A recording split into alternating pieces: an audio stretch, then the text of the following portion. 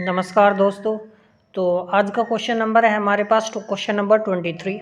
Atomic and molecular physics के हम previous years question कर रहे हैं। ठीक है, तो बिना समय गवाए क्वेश्चन पढ़ते हैं अपना।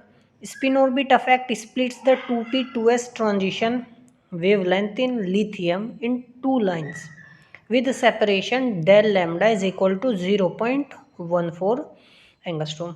वो कह रहे थे देखो एक 2p स्टेट है, ये 2s स्टेट है।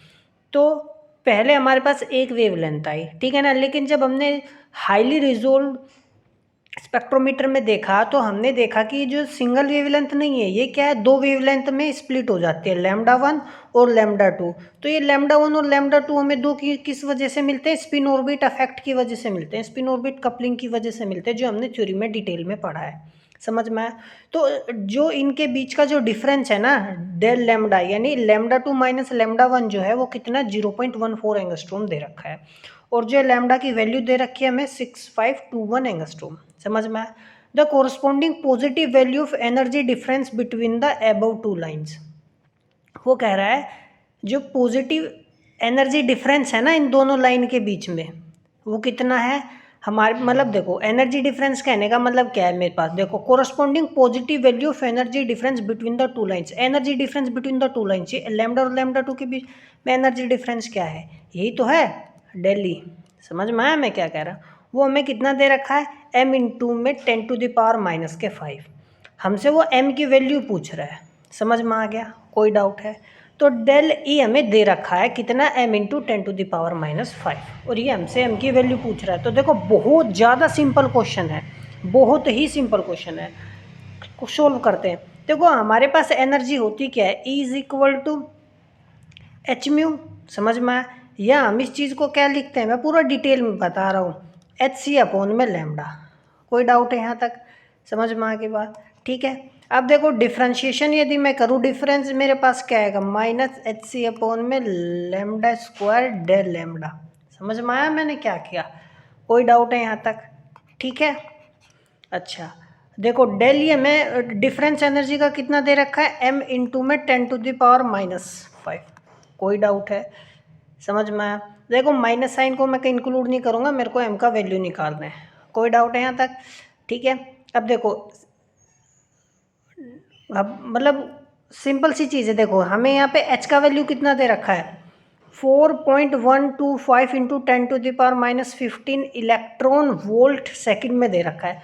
तो हम इसको एग्जैक्टली लिखते हैं, h का वैल्यू जो हमें दे रखा है, तो लिख लेते हैं 4.125 इंटू 10⁻⁻5 इलेक्ट्रॉन वोल्ट, और ये सेकंड। c क्या होता है मेरे पास, 3 इंटू 10⁸। समझ में आया? मीटर पर सेकंड। ठीक है। अच्छा डेल लैम्डा मुझे देखो कितना दे रखा था, 0.14 एंगस्ट्रोम इन, यानी इसका मतलब कितना होता है एंगस्ट्रोम का, 10⁻⁻10।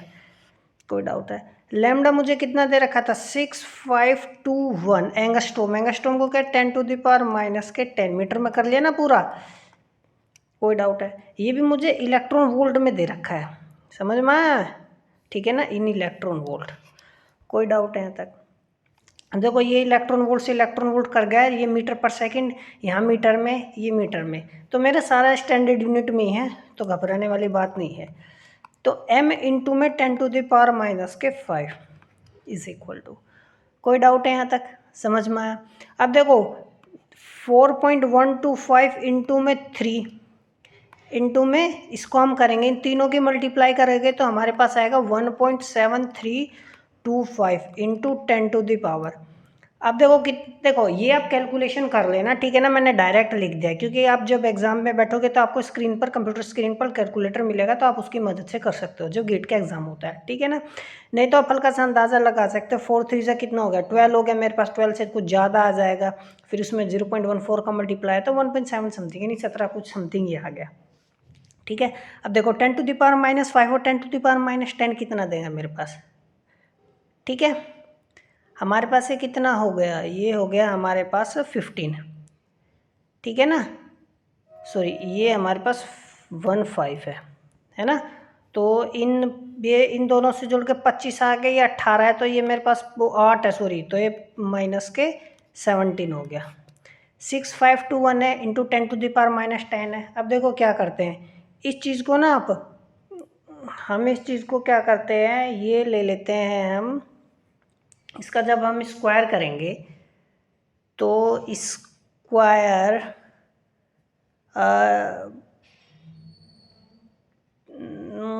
इसका स्क्वायर कितना आएगा 6521 का, ठीक है ना।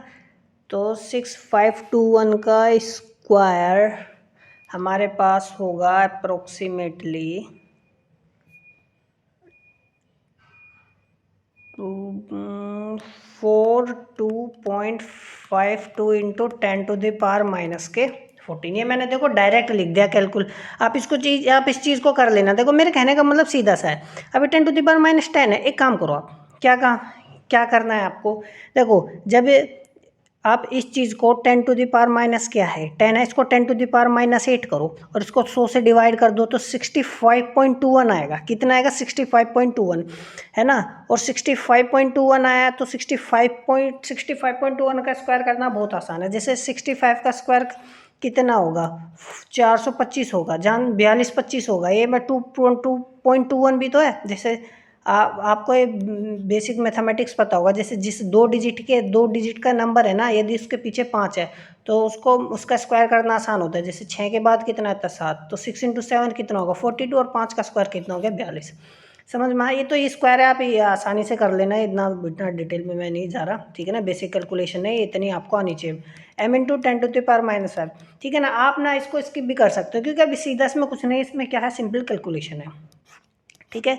तो जब हम इनको काटेंगे तो हमारे पास देखो 0.0407 इंटू 10 तो ये ऊपर चला जाएगा -3 है ना। m into 10⁻⁻5 is equal to, यहाँ पे मेरे पास पॉइंट है तो 4.07 इंटू 10⁻�5 आ गया, ठीक है। तो दोनों साइड से जब हम कंपेयर करेंगे तो मेरे पास अप्रोक्सीमेटली m का वैल्यू अप्रोक्सीमेटली कितना आ गया 4 आ गया, ठीक है। तो ये था हमारा क्वेश्चन। मेरा मेन मकसद था आपको कंसेप्ट समझाना, ठीक है ना। आपको कंसेप्ट समझ में आ गया तो आप खुद से कैलकुलेशन कर सकते हो, ठीक है। तो मिलते हैं अगले क्वेश्चन में, तब तक के लिए पढ़ते रहिए। कोई डाउट हो तो मुझे कमेंट में बताइए, मैं उसको सोल्व करूँगा।